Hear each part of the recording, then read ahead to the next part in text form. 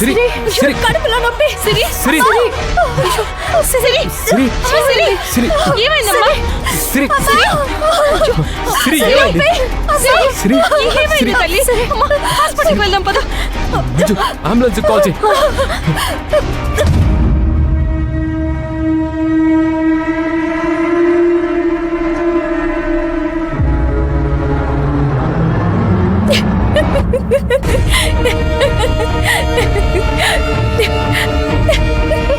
సిరి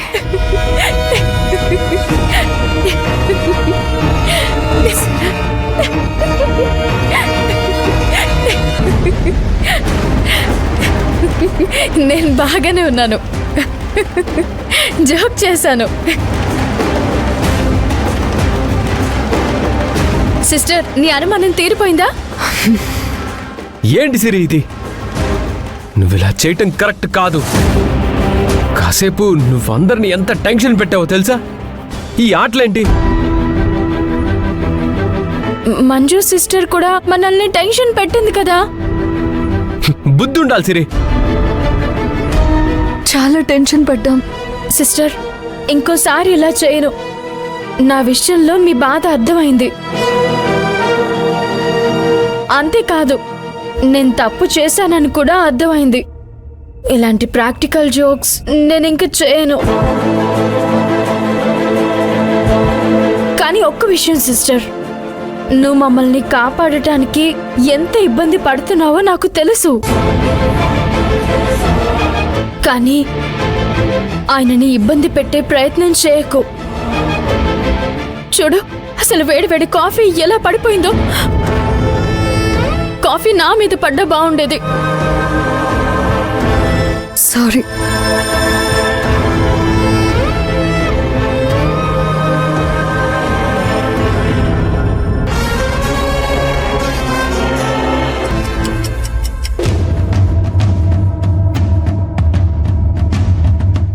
సత్య, సత్య, ఏంటమ్మా? అసలు ఈ ఇంట్లో ఏం జరుగుతుంది? ఏంట్రా దాని బోడి పెత్తనం? నువ్వు కాఫీ తాగుతుంటే కప్పు పడేసిందంట. తమాషాగా ఉందా? మంచిగా డ్యూటీ చేస్తుందని నిరూపించుకోవడం కోసం ఇదంతా చేయాలా? పైగా సిరితో తను డ్యూటీ బాగా చేస్తున్నానని నిర్ధారించే కాగితాల మీద సంతకాలు తీసుకుందంట. అమ్మా, తన డ్యూటీ తను చేసింది. తప్పే ఉంది. కాఫీయే కదా కింద పడింది. అవునరా, అవును. కాఫీ కింద పడింది కాబట్టే నేను ఇలా మాట్లాడుతున్నాను. డ్యూటీ చేస్తున్నా నిరూపించుకోవడానికి ఇదో పద్ధత?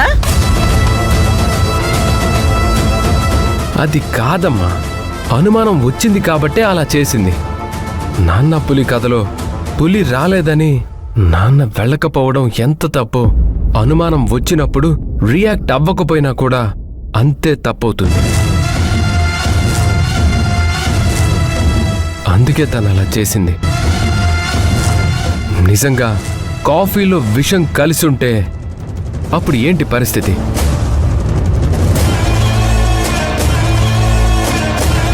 అది మీరు ఆలోచించట్లేదు.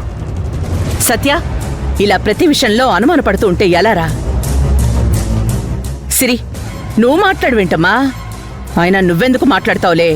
నీకు మాట్లాడడం చేతనైతే కొంపలేని గొడవలెందుకు? అసలు ఈ తలనొప్పులన్నింటికీ కారణం ఆ కాకి పిల్లే. దాన్ని ఈ ఇంట్లోంచి పంపించేస్తే సరి. తననెందుకు పంపించేయాలి మనమ్మా? లక్షల జీతాలిచ్చి పెట్టుకున్న బాడీగార్డ్సే కాపాడలేకపోయారు అన్న సంఘటనలు మనం ఎన్నో విన్నాం. స్టేషన్లో డ్యూటీ చేసినా, ఇంట్లో డ్యూటీ చేసినా తన జీతం తనకొస్తుంది కదా. అలాంటిది మంజు రిస్క్ తీసుకొని ఇక్కడ డ్యూటీ చేస్తుందంటే అది మీ మీద అభిమానంతోనే కదా. దానివల్ల నేనెంత ఇబ్బంది పడుతున్నానో నీకు అర్థం కావట్లేదు దాక్షాయిని. ఏం పర్లేదు మనమ్మా, తనని కొద్ది రోజులు ఉండనివ్వు. వాళ్లతో పాటు నేను కూడా జరిగిన అనర్థాలకి కారణమెవరో వాళ్లని వెతికి పట్టుకొని గుర్తించిన తర్వాతే ప్రమాదం ఏమీ లేదు అనుకున్నప్పుడు తనని పంపిద్దాం. అప్పటి వరకు తను హ్యాపీగా ఉంటుంది. ఈ అనుమానాలు ఇక ఉండవు.